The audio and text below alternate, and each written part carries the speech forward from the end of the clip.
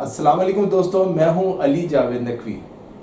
पाकिस्तान में महंगाई क्या बढ़ी, पूरी दुनिया खासकर भारतीय न्यूज़ चैनल और सोशल मीडिया पाकिस्तान पर खूब तनकीद कर रहे हैं, तंज के निस्तर चलाए जा रहे हैं। हम आपको एक मशहूर यूट्यूब चैनल फर्स्ट पोस्ट की एक वीडियो के बारे में बताते हैं, जिसका मौजू टैक्सेस लगने के बाद पाकिस्तान में दूध पेरिस से भी ज़्यादा महंगा हो गया था।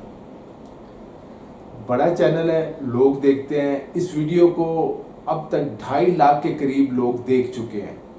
वीडियो में एंकर पालकी शर्मा ने तो जो कहना था कह दिया, लेकिन उससे ज़्यादा कुछ दिलचस्प और कुछ तंजिया कमेंट्स को समझने और हमें अपने गिरेबान में झांकने की ज़रूरत है।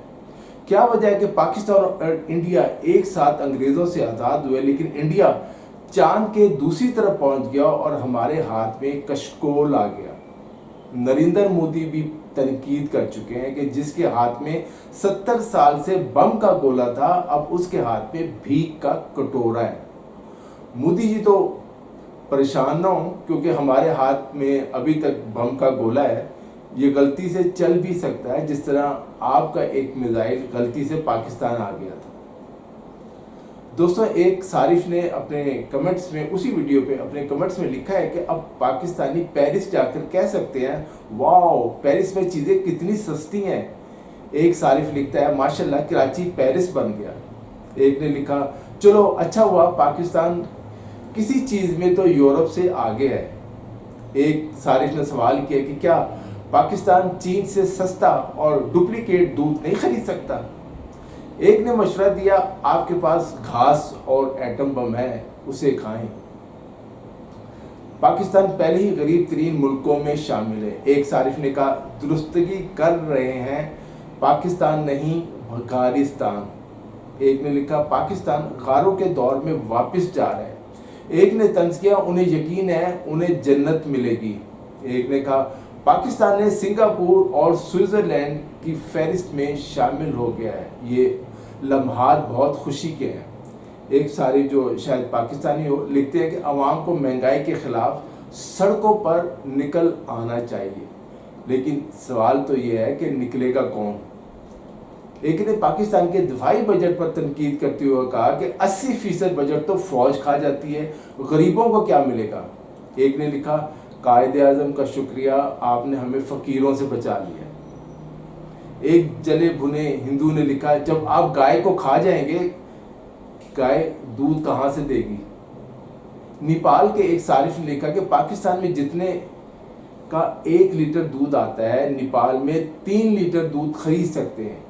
एक अफ्रीकी सारिफ लिखता है कि हमारा तजर्बा है, जहाँ IMF आता है हर चीज़ महंगी हो जाती है। एक ने हमें तंज का निशाना बनाते हुए लिखा है कि भिकारिस्तान अब WHO के पास जाएगा कि कराची में दूध ना होने की वजह से कैल्शियम की कमी हो गई है, हमें दूध के लिए इमदाद दें। एक ने लिखा, ये इंडिया से अलहदा होना चाहते थे, अब उसके नताइज भुगत रहे हैं। एक ने तजवीज़ दी, सिर्फ शादियां और बच्चे करते रहो। ये हज़ारों साल पुराने मंदिर गिरा रहे हैं और उनकी जगह कॉफ़ी शॉप्स बना रहे हैं। एक ने लिखा, अल्लाह चाहता था इसलिए ऐसा हो रहा है। एक दिलजले ने लिखा कि क्यों तमाम इंडियन चैनल्स पाकिस्तान के ख़िलाफ़ बक बक करते रहते हैं, क्या वो पाकिस्तान से जलते हैं। एक ने लिखा, IMF में बैठी एक हिंदू खातून पाकिस्तान के मुस्तकबिल का फैसला करेगी। एक ने लिखा, अगर अगले बरस पानी की बोतल खिला में मिलने वाली पानी की बोतल से भी महंगी हो जाएगी। एक ने लिखा, उन्हें गाय मारने की सज़ा मिल रही है। एक कहता है, ये गाय की इज्जत नहीं करते, इन्हें एक बूंद दूध भी नहीं मिलना चाहिए।